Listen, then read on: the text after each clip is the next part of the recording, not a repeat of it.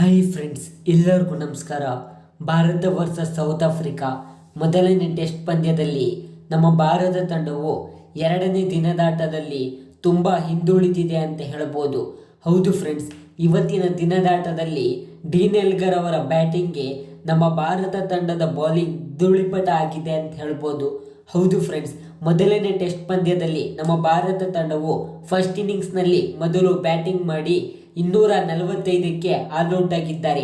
ಅದರಲ್ಲಿ ನಮ್ಮ ಭಾರತ ತಂಡದ ಪರವಾಗಿ KL ರಾಹುಲ್ ಅವರನ್ನು ಬಿಟ್ಟರೆ ಬೇರೆ ಯಾವ ಪ್ಲೇಯರ್ ಸಹ 40 ರನ್ಗಳನ್ನು ದಾಟುವುದಿಲ್ಲ.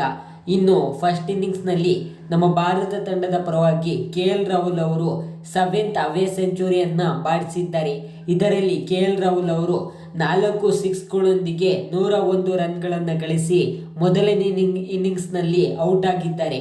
ಇದರಿಂದ KL ರಾಹುಲ್ ಅವರು ಸೆಂಚುರಿಯನ್ ಸ್ಟೇಡಿಯಂನಲ್ಲಿ ಸತತವಾಗಿ ಎರಡನೇ ಬಾರಿಗೆ ಸೆಂಚುರಿಯನ್ನು ಗಳಿಸಿದ್ದಾರೆ. ಇದರಿಂದ ಸೌತ್ ಆಫ್ರಿಕಾ ತಂಡದ ಪರವಾಗಿ ಬೌಲಿಂಗ್ನಲ್ಲಿ ಫಸ್ಟ್ ಇನ್ನಿಂಗ್ಸ್ನಲ್ಲಿ ರಬಾಡ ಅವರು 5 ವಿಕೆಟ್ಸ್ ಹಾಲನ್ನು ಪಡೆದುಕೊಂಡಿದ್ದಾರೆ. ಹಾಗಾಗಿ ರಬಾಡ ಅವರು ಟೆಸ್ಟ್ ಕ್ರಿಕೆಟ್ನಲ್ಲಿ 500 ವಿಕೆಟ್ಸ್ಗಳನ್ನು ಕಬಳಿಸಿದ್ದಾರೆ. ಹಾಗೆಯೇ ಎನ್ ಬರ್ಜರ್ ಅವರು 3 ವಿಕೆಟ್ಸ್ಗಳನ್ನು ಪಡೆದುಕೊಂಡಿದ್ದಾರೆ. ಜೇನ್ಸನ್ ಹಾಗೆ ಕೋಡ್ಸೆ ಅವರು 1 ವಿಕೆಟ್ಸ್ಗಳನ್ನು ಪಡೆದುಕೊಂಡಿದ್ದಾರೆ.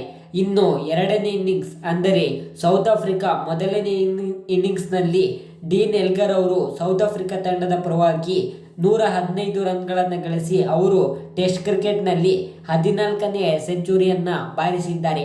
ಇದರಿಂದ ಸೌತ್ ಆಫ್ರಿಕಾ ತಂಡವು ಎರಡನೇ ದಿನದ ಎರಡನೇ ಸೆಷನ್ ಅಂತ್ಯದೊಂದಿಗೆ 194 ರನ್ಗಳನ್ನು ಗಳಿಸಿ 3 ವಿಕೆಟ್ಗಳನ್ನು ಕಳೆದುಕೊಂಡಿದ್ದಾರೆ. ಇದರಲ್ಲಿ ನಮ್ಮ ಭಾರತ ತಂಡದ ಪರವಾಗಿ ಬುಮ್ರಾ ಅವರು 2 ವಿಕೆಟ್ಸ್ ಮತ್ತು ಸಿರಾಜ್ ಅವರು 1 ವಿಕೆಟ್ಸ್ಗಳನ್ನು ಪಡೆದುಕೊಂಡಿದ್ದಾರೆ. ಹಾಗೆಯೇ ನಮ್ಮ ಭಾರತ ತಂಡದ ಪರವಾಗಿ ಈ ಟೆಸ್ಟ್ನಲ್ಲಿ ಶಾರ್ದುಲ್ ಠಾಕೂರ್ ಹಾಗೆಯೇ ಪ್ರಸಿದ್ಧ ಕೃಷ್ಣ ಅವರು ತುಂಬ ರನ್ಸ್ಗಳನ್ನು ಲೀಕ್ ಮಾಡುತ್ತಿದ್ದಾರೆ. ಹಾಗೆಯೇ ಅವರು ಬೌಲಿಂಗ್ನಲ್ಲಿ ಸರಿಯಾದ ಲೆನ್ಸ್ಗಳನ್ನು ಹೊಡೆದಿರುವ ಕಾರಣ ನಮ್ಮ ಭಾರತ ತಂಡದ ಬೌಲರ್ಸ್ಗಳು ತುಂಬ ಬ್ಯಾಕ್ ಫುಟ್ನಲ್ಲಿ ಇದ್ದಾರೆ ಅಂತ ಹೇಳ್ಬೋದು.